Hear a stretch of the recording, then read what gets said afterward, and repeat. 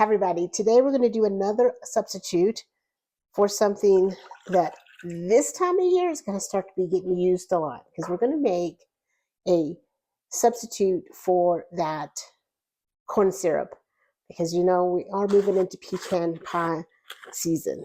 Now this idea was given to me by Karen Mayberry, one of my followers, and honestly I think it's a great one, and the only changes that I made was hers called for regular granulated sugar, and you know I'm switching it out to my pure cane sugar, because if you're not going to switch it out to your pure cane sugar, then you might as well just buy the corn syrup, because it's going to be made with GMO corn or beets. So I have 3/4 of a cup of water.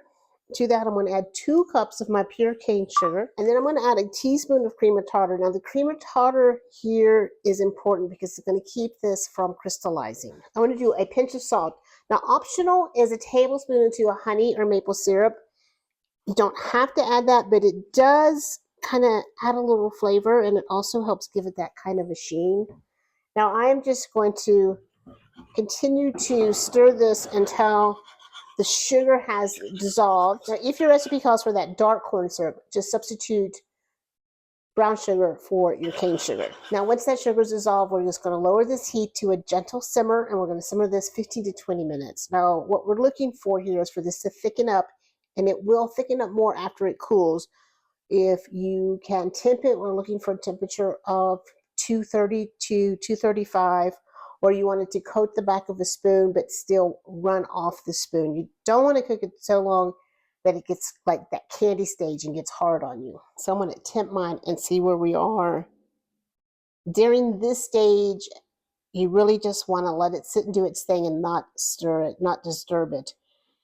We're at 205, almost there. So now that we've hit that magic temperature of about 230, I want to pour this in my jar. This is going to make about 1.5 cups, and you're going to use this as even with your corn syrup. So if your corn syrup's 1 cup, you're going to use 1 cup of this. Now this is going to be shelf stable 2 to 3 months at room temperature, and in the fridge about 6 months.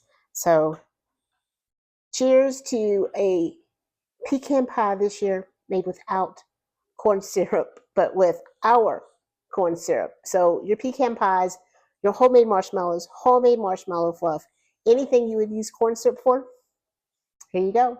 I'll see y'all later. Bye.